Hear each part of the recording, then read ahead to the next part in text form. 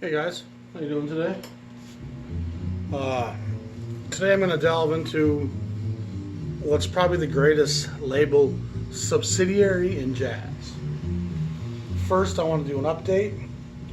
I did a little episode last week on Regent, a Savoy subsidiary, and I have since learned, thank you to whoever posted it, that Regent was initially bought out by Lubinsky in the late 40s, I believe, back in the 78 era. And when Lubinsky first took control of Regent, he pretty much left Regent to its own devices, left their releases on their own schedule with their own separate departments completely. But by the time of the LP era in the mid-50s, he's brought Regent into the house and made it a budget label. And if I recall, the Billboard ads said that Savoy releases were $4.98 and stuff on Regent was $3. And whether that was still true by the time they were in the 60s, 50s with some of those great titles there, I don't know.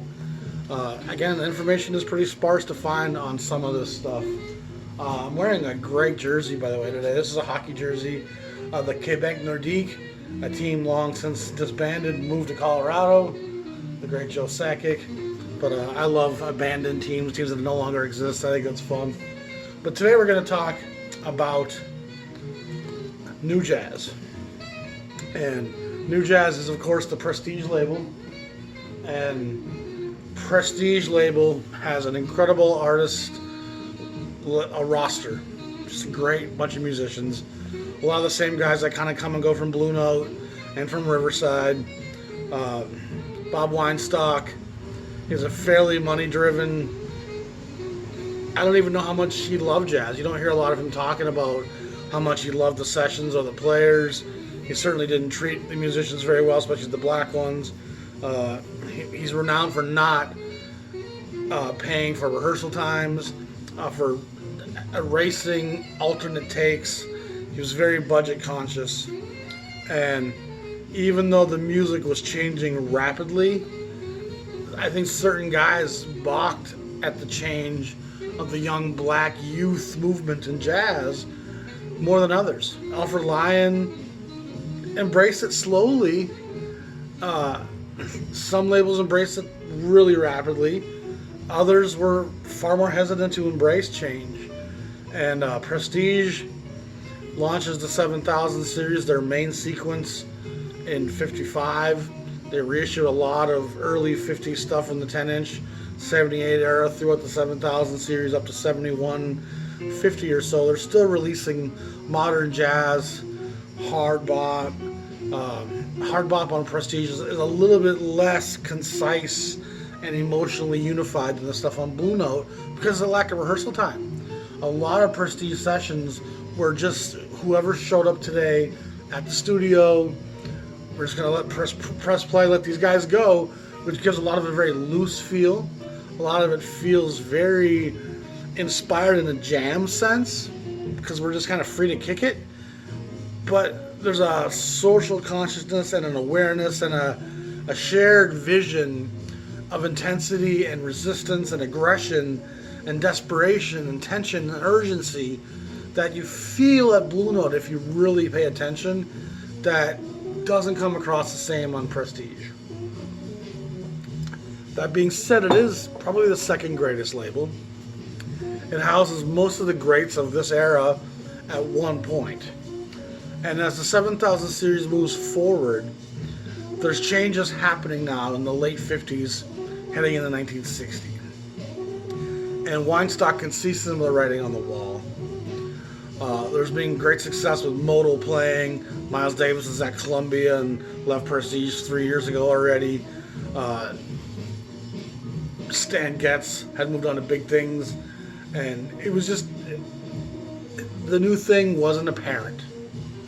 But there was plenty of kids with ideas that might have challenged Weinstock's sensibility and stuff he didn't probably even want to put on the 7000 sequence in the 7100 and the 7200. And as the 60s roll around, by 7120, 7140, Prestige 7000 series really starts to go into the soul jazz movement.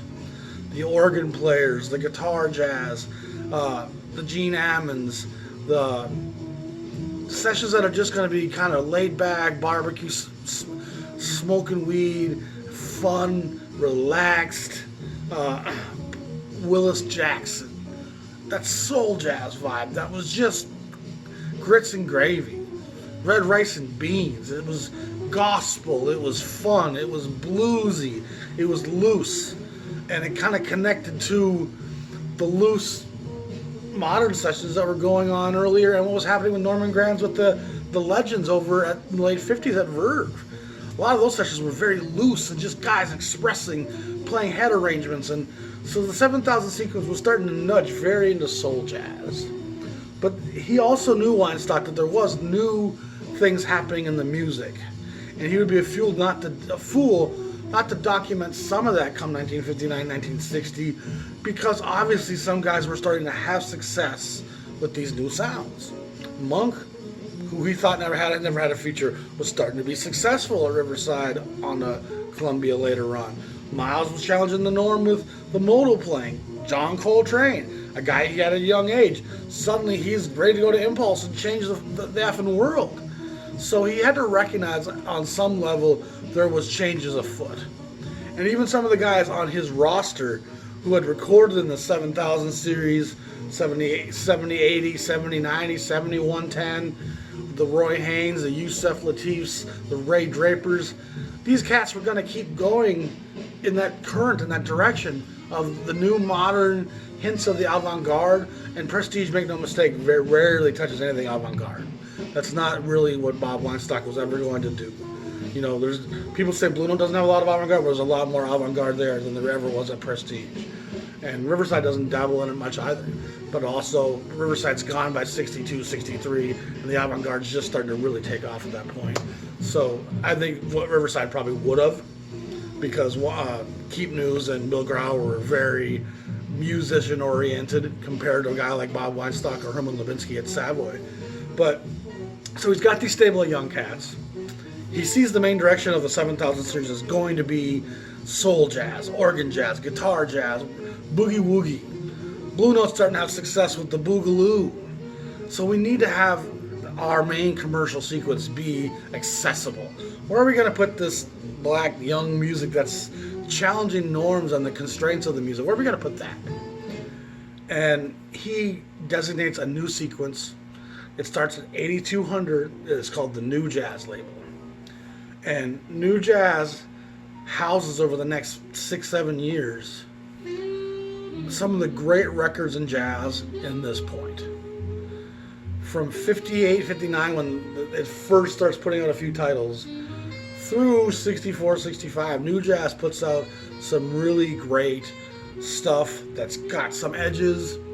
It's not just going to be soul jazz and barbecue and beans. It's going to have a little bit more modernity to it, more challenging of the norm. He also has two very important subsidiaries called Moodsville and Swingsville. And that's going to have your more older cats. Coleman Hawkins is going to record some stuff back there. So they got stuff, Weinstock, where they're kind of departmentalizing their jazz releases. 7000 series is going to be this. Swingsville is going to be the old swing cats doing kind of throwback sounding, smaller group stuff. Moodsville is going to be guys playing a set of ballads that's going to be kind of lush and cocktaily, and the older people are probably going to dig it. Even if it's by some younger, kind of more dangerous cat, he's going to be playing kind of accessible stuff. But New Jazz, that's going to be the stuff that he probably didn't want to even listen to. And it's not that far out there. It's not that edgy. And some of it, I think, just gets put there for unknown reasons. I think by the end of the 8200 series and the 8300, by then I think they're just putting out stuff that hadn't been issued that was kind of more trad jazz, because again, the 7300 series, it's so soul jazz by that time. What we're listening to right now is a fantastic Red Garland and Curtis Fuller record. And it's actually fairly safe, modern, doesn't really drive too hard, doesn't express too angry. I think Red Garland's a pretty chill guy. Red Garland was more concerned about chasing tail and what he's going to have for lunch than politics or economics. I never get a strong social context from him. But that being said, I love this record and I love Red Garland. And the sax is being played by Sonny Red, a guy I also think is just a fantastic player. So this is a great record. New jazz titles aren't inexpensive. They can go for pretty good money. And that's one thing to really keep in mind. And before I go too much further here, I'm going to show you a dozen artists I love a lot. But I'm going to splash through about a dozen and a half titles real quickly without playing anything, just to show you some of the great artists and stuff. Kenny Dorham, from Blue Note fame, Quiet Kenny, beautiful record. Art Farmer, very early on, 8203. Farmer's Market, tough record to come by an original release. George Wallington, Phil Woods, and Donald Byrd, The New York Scene, 8207. And I'm not sure there's a label I've gone to Japan for more than New Jazz. Steve Lacy plays Thelonious Monk, Reflections. Lacy has an earlier one on the 7000 series. By the second title, he's on New Jazz. I love this record. Herbie Mann, Charlie Rouse, Kenny Burrell, Mal Waldron. Cool art, classic kind of look to that. Another Japanese pressing, Teddy Charles, fantastic West Coast guy with Idris Suleiman, John Jenkins, and Mal Waldron. Mal Waldron, the piano player, makes a lot of side work here on the New Jazz imprint. Doug Watkins, the great bass player, with Yusef Lateef, who also we'll see makes quite a bit of stuff here.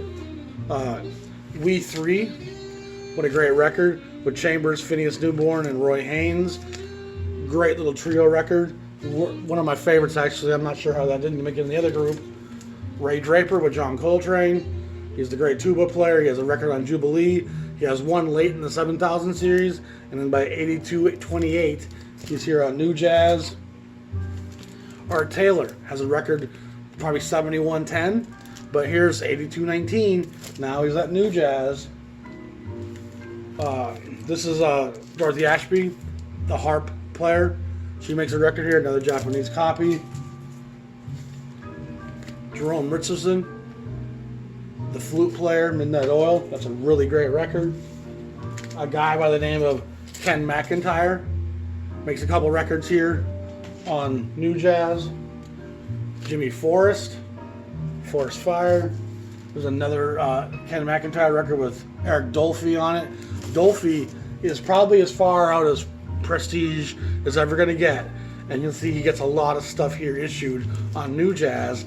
And oddly enough, by the 7500s, 7600s, and we're getting into the late 60s at that point, Dolphy's long dead, they start reissuing a lot of Dolphy's New Jazz stuff on the Prestige 75, 76, 7700 series. A lot of it has different covers, so it's easy to buy Prestige stuff twice. Weinstock wouldn't be disappointed if you did. Johnny Hammond Smith, a great organ player. He has records on both New Jazz and on Prestige. Lem Winchester, a great vibe player. And a lot of these guys are just going to play so modern. But again, the guy like Lem Winchester could easily be on the 7000 series. The modern jazz disciples. These guys have two records here. I think they were from Ohio, if I recall. It's a great little group. And they play very much in a modern, pretty driving sense. But now we're going to move on to some other titles here that I really love. And part of what makes a record loved by me is just how much have I played it. You know, it can be as simple as that. Have I played it a lot? Have I dug into it a lot? Is it something I come back to? And I think eventually that's kind of how I determined my take on the avant-garde, because I didn't go back to those records. There was a few here and there, I'm like, oh yeah, I need to get back to that. But for the most part, they didn't get on like my Red Garlands or my Grant Greens. So you end up loving what you love and playing what you love. And someday you just got to kind of slide that recognition to recognize the stuff I play a lot's what I love. And just because the critics have told me for years I need to love something, if I don't love it, I can be okay with that. But you really have to have a lot of records to be able to stop loving stuff that you bought and paid for. Most of us, the decision to love something starts at the point where we put down money for it. And we bring that home, and no matter what we think of it, we love it because we chose to buy it. And it kind of jades how we feel about it. When you get thousands and thousands of records, suddenly you can start to become a little more objective and say, you know what? I'm actually not a real fan of that. That's not my thing as much. Ray Bryant plays on a lot of prestige stuff. He's on some Blue Note stuff. He's on some Riverside stuff as a side guy. But he's a great piano player. I feel like you hear some Ray Charles in him. Maybe you hear some Ray Bryant and Ray Charles, actually. But definitely plays the blues like no one's business. Question for you guys. Do you like me playing needle dropping and playing the stuff at a decent volume? Is it too loud for you? Let me know what you guys think on that. I think it's nice to have it louder and then kind of bring it down, but it's always good to know what you all think.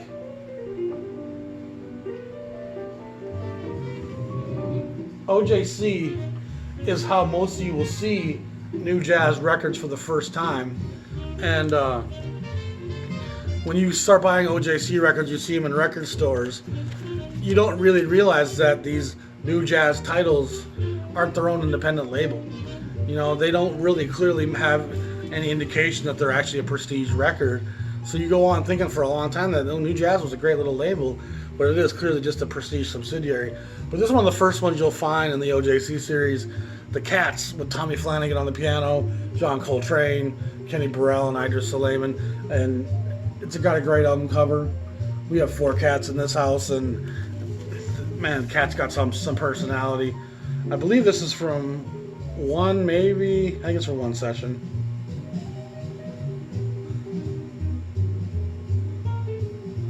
Anyway, great stuff. Cool cover. That's an OJC pressing. Speaking of John Coltrane, him and Kenny Burrell get this release here, 8276.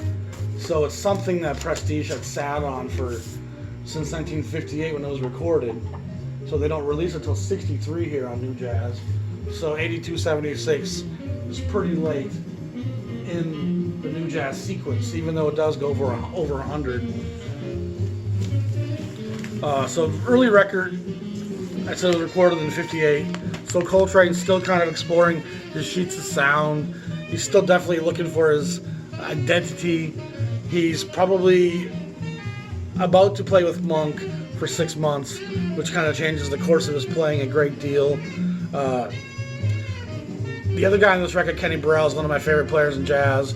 He's a side guy on absolutely hundreds of records. He makes his own records into the 80s, possibly the 90s. I have probably over 50 Kenny Burrell records. I love him. He's just a beautiful player. He plays with a lot of dynamic and a lot of soft touch and tone. An example of some of the riskier stuff that New Jazz was willing to imprint is a guy, Jackie Mclean. And Jackie Mclean makes some fairly edgy records at Blue Note. But these 2 records here on New Jazz are damn fine sessions with a lot of the same players, your Paul Chambers, Louis Hayes, Curtis Fullers, Bill Hardman, Red Garland, Mal Waldron, Paul Chambers. Again, a lot of the same guys on all 3. They're on par with a lot of the early Mclean stuff at Blue Note. And being 8231, 8253, they're probably from about 1959, 60, 61 in there. Mclean's a great guy, great player. He was with us for a long time. I always enjoy listening to Jackie tell stories of Parker and the greats from back in the day. Another great player who shows up here on the New Jazz imprint is Benny Golson. And of course, Benny records with with the Jazz Messengers in 59, makes the Monin record. Golson also plays a lot with Curtis Fuller and Art Farmer over at the Argo Record in Chicago. So Golson has a long career. I believe he's still with us. He makes 3 records here on New Jazz, and these are 3 of the toughest records to come by at New Jazz Prestige. But again, this is fairly hard driving, hard bop. Golson's a fairly intellectual player. He really kind of seems to think about the pieces he selects and plays songs that kind of fit his sound very well.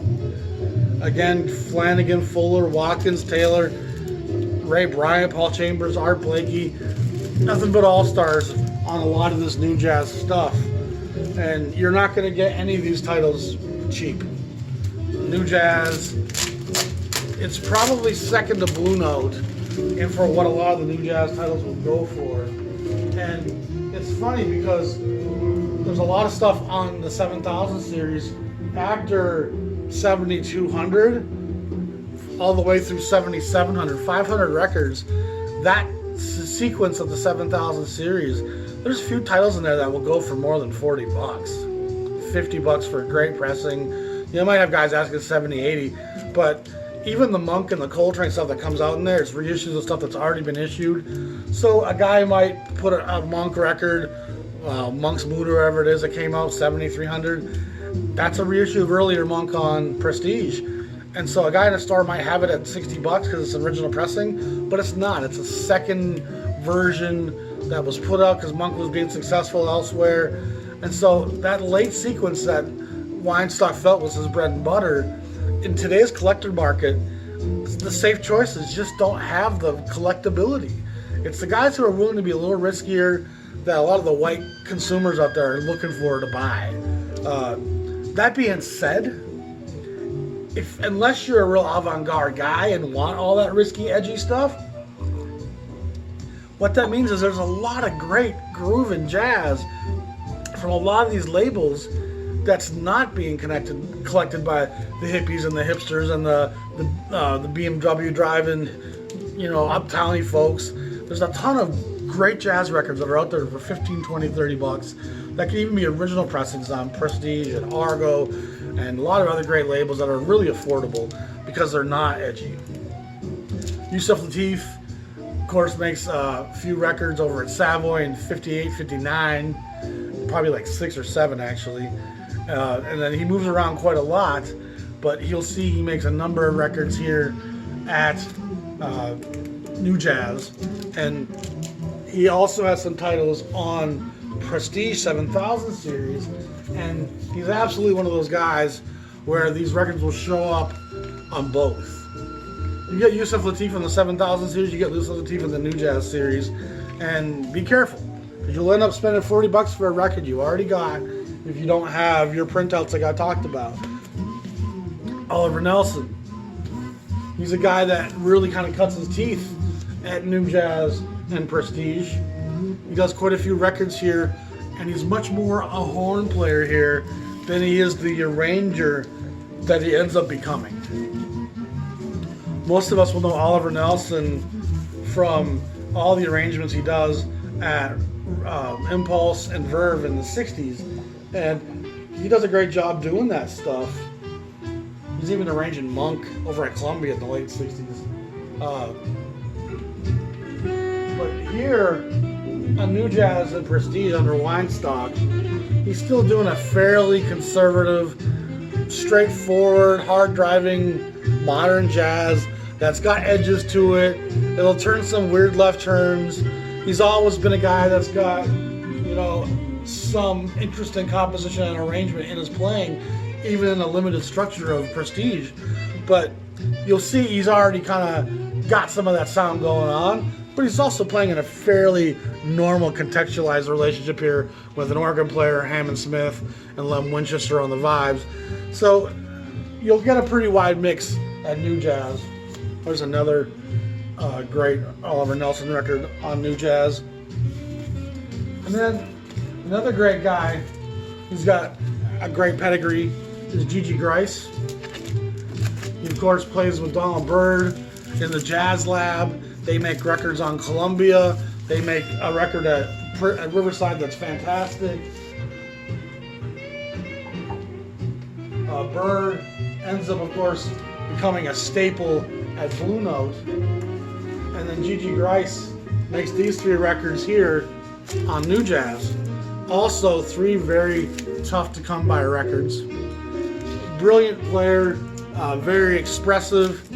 I've always got the feeling he was an intellectual. Maybe that's the glasses talking. But he seems, with the Jazz Lab name even, it seems like they were a bit of music scientists. We're going to be very mathematical, but have fun with it. And so I've always dug Gigi. Those are fun records to come by. Never cheap.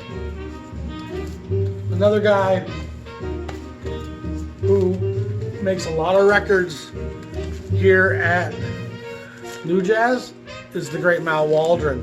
This is a great record it's actually on Status, even though it has a New Jazz number 8316.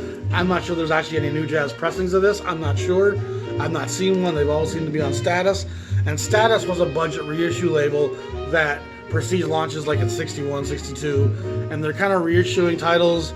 I've heard some of the vinyls recycled, which makes some of the pressings hiss. But most of my Status sound fine.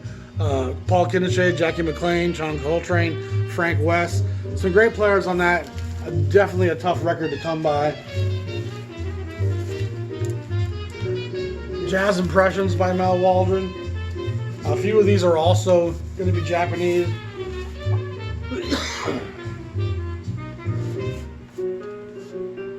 Mal's a great player. I feel like he's got a lot of monk in him without the same degree of edging, the same degree of block playing. You know, he plays fairly rhythmically. A lot of very intricate fills, but a tough record to see that cover. That's called Impressions with the Mal Waldron Trio. So he's got, in a trio setting, a piano player is going to be allowed to be fairly busy. This is with Addison Farmer, Art Farmer's brother on bass, and Al Heath on the drums. But he starts with Mal Waldron Volume 1 and Volume 2 on the Prestige 7000 series, and there's Mal 3, which is 8201. I believe that's the second thing on New Jazz. There's Mal Waldron 4, and that's 8208. So those come out fairly rapidly. Here's the Quest, which comes out fairly late, 8269. These covers with the bar and that kind of look like that, those are all kind of come out consequentially, consecutively in the 8270s in that era. Sort of 1965, 64 in there. And a lot of the stuff that comes out with that look was actually recorded earlier. So New Jazz has a lot of great stuff. One of the great drummers in jazz is Roy Haynes. We saw and mentioned him earlier on that We 3 record with Phineas Newborn and Paul Chambers. This is a great record of his called Cracklin'.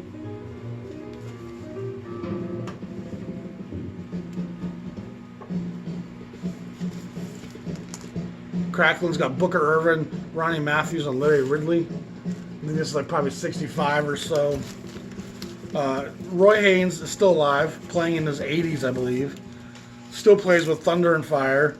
Just Us, the Roy Haynes Trio. There they are sitting in a car. Great album cover. Symbolism, another great Roy Haynes record here on New Jazz. He makes a number of records as a leader. Not a lot, but his work as a sideman is prolific. And he's still out there doing it. And then the last guy I want to show you here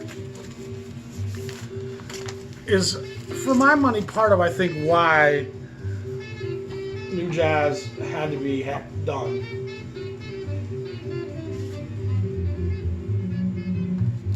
Because of Eric Dolphy. And Dolphy, like I said, is a pretty fantastic modern player.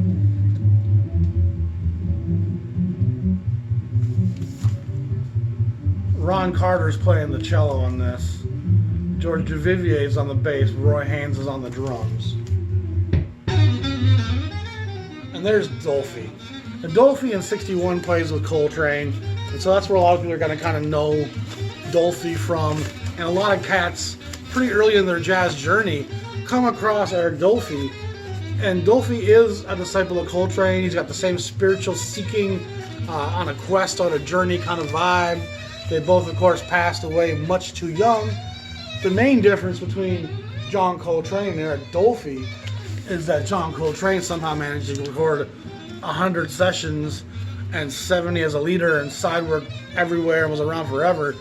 Dolphy shows up on the scene and is gone rather quick, sadly, and doesn't really have a long legacy of great recordings. Out to Lunch, of course, is a classic on the Blue Note label, one of the great avant-garde, edgy records of that time. And here's a number of other titles here on New Jazz. Outward Bound at the 5 spot. That's a Ron Carter record with Dolphy and Mal Waldron. This is a great Caribbean Latin jazz quintet, Caribe, with Eric Dolphy. That's a really tough record to come by. And so you see Dolphy has quite a bit of stuff here on New Jazz. And I would be willing to bet part of why New Jazz existed was because Weinstock wanted a place to put this guy. And he has a few records that get issued on the 7000 series, but it's much later. Much later when the label's kind of in shambles and they just kind of reissuing the Dolphy stuff just to try to sell those titles again, because the name Dolphy stayed on people's tongues because the white, avant-garde, psychedelic, those guys like guys like Dolphy and Coltrane. And Coltrane, his name and legacy has always been so strong that you're going to see Dolphy pretty quickly as you dive into Coltrane. The second Coltrane goes to Impulse, Dolphy is something you're going to come across. And once you start getting into those Coltrane Dolphy records, your next instinct is like, I gotta find the Dolphy stuff, and there's not a lot of it. Some of it's live stuff that maybe shouldn't have even been issued, but because there's such a dearth of it, it got put out. But it's still interesting hearing the guy's journey, and it'd be great to be able to see where a guy like Eric Dolphy was going to go. You know, besides Clifford Brown, Dolphy's one of the guys that would have been really great to have gotten another 10 years to see what's this guy going to do? Where's he going to take this? But you can't change the past, obviously. So anyway, I hope you're all doing well up there. I hope you're all safe. New Jazz is a label you all should dig into. Find those titles. It's as modern and as cohesive as Prestige Sessions really ever get. I feel like a lot of these artists are the artists that actually sat and rehearsed on their own time and got this stuff down and presented it to their group and said, we're going to go in there and we're going to record these in spite of Weinstock and we're going to kill it. And when you listen to a Willis Jackson record, you know, I mean, some of those Gene Ammons sessions, they feel so loose. They feel so unrehearsed. They feel, part of why we're playing the blues is we haven't really rehearsed a whole lot, so let's play the blues, you know? And anyone can play the blues. You can go into a strange town in a foreign village and pick up the blues if you know it and play with guys. And these records are far less reliant on the blues and far more reliant on composition, arrangement, rehearsal. Some guy commented to me that these guys don't need rehearsal. That's nonsense. Great players play all the time, and that's why they're great. To say, well, sometimes the first takes are the best, that doesn't mean nothing about they didn't rehearse. That first take killed it because they rehearsed that shit for 2 weeks or longer. You know, don't ever think guys don't rehearse. If you don't play regularly, you can't do this stuff. So rehearsal is a huge part of it. And what makes Blue Note, as I've said, special, it's not the fact that they rehearse at Blue Note, it's the fact that Alfred Lion paid them to rehearse. That's the difference. They're all rehearsing. Everyone's rehearsing. Jazz cats are always chopping. You know what I mean? Whether they're playing at the club, after hours, setting up in the studio, there's always ideas jumping around and things we're going to run through real quick. And let's retake that head a few times It's these guys are always on their toes, always playing in that horn. Because remember, these horns, it's a place of safety. It's a place of solitude. It's a place of solace. I can hang out here and be safe. And I actually can't think of the tyranny around me right now because I play guitar, I write some songs with my kids. You know, it's even when I'm there, I'm not thinking about the world and the chaos and all the shit that sucks. I'm actually in a place of joy right now. And my sorrows and my struggle are so greatly diminished from anything that these guys went through on a daily basis. Their ride in the bus to the studio was an exhausting experience for me in my day. That was just a normal morning for them. So a lot of you seem to appreciate the context and the history I try to cross-reference this music with. And the times that this music was made in are reflected in this music. It just can't not be. Great art is always a reflection of the times. Always.